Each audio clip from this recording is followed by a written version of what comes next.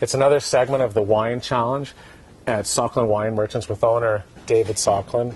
This time we're on to whites, $40 or less, 90 points or more. Can you do it, David? Let's do this. Okay. Okay. You're sort of getting into it now. I think you're very confident. I'm feeling good, and there are a bunch of curveballs in this flight, too. Okay, let's see. Curveballs price-wise? Price-wise, price-wise. Okay. Ooh, I like that nose.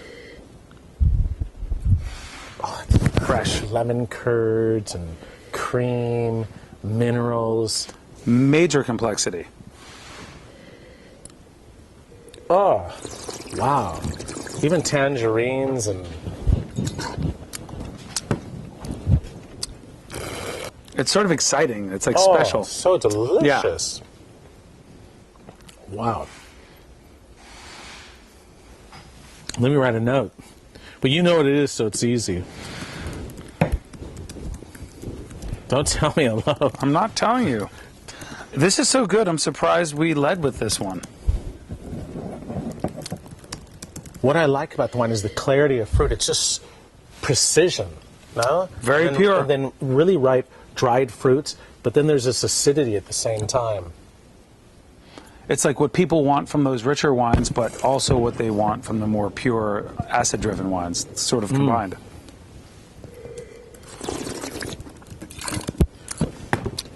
I'm 93 points on that. That's so good. It's like I want to drink it now. I mean, it's really good. It's hard to put down. I don't know what you're going to do after this, but I can't believe we put this one first because, I mean, how can you get better than that? Maybe you can. Wonderful. Balance. Intensity. Let's get him drunk while he's not looking. We'll see. Okay. All right.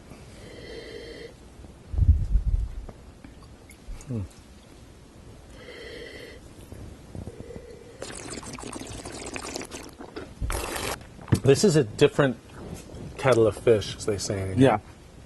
And it's thicker, more oily. I find not quite as complex as the first one, in a style that I'm not as excited about as the first one. Right. But still, there's lots of nice dried fruits, sort of almost an applesauce sort of character. Then there's acidity underneath, quite dense, and then even a sort of bitter peach sort of finish to it. Right. And it's long. Yeah, it's long, it's still there, lots of skin contact. Maybe it's more New World to me. Maybe something from Oz or California. Anyways, I'm 90 points on that. I like it a little bit less than the first one because the first one had such a clarity and complexity. First one's overwhelming. Yeah. It's actually overwhelming. I think had we had this one first, it might have shown better. I'm a big fan of this wine. I think that this is more classic in style than you might be giving it credit for. Okay. Well, it's screw cap, so. He saw the screw cap and got all fancy on it. Okay. 90. Okay. All right, batting cleanup. Wine. Let's see if you can pull it off. 3 for 3. Oh, this wine we're not worried about. Oh, this seems white burgundy to me, so. I mean, beautiful wood, combination of wood, ripe fruit, minerals, even some flowers. Yeah, floral.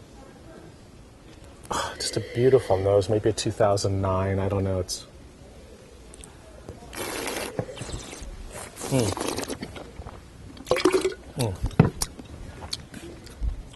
That's food-friendly wine. Wow.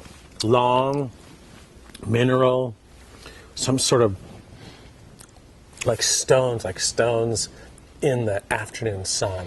It's just, I'm digging that. Poetry. This is really excellent. I want to taste the first one just to sort of compare the two. Let me have a little bit of the first one. Right. I mean, You you're can right. taste the sort of mallow. There's a little milky, milkiness underneath it, and that's from the malolactic fermentation that gives you that. I like that. This is you know what you said it was. It's classic. I mean, rate this wine for us. I don't want to confuse you here. Well, I'm 93 on 3, but I want to really compare because I gave both 93. All right, so let's see let's see which is better 93. Yeah. Maybe we want to get 94. I think one of these distinctive wine. I think one of these deserves 94. I do. Such a distinctive wine, the first one.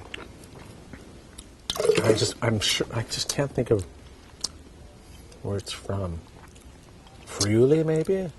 I don't know. There's something. I understand the energy, and there's like almost Tokai, that little bubble. I'm 93 on both wines, and I think they're fantastic.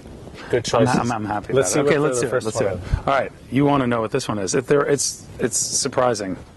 Oh, Very Clissé, that's Chardonnay from Macon. Right. Oh, from Thévenet. Right. Great Thévenet. producer.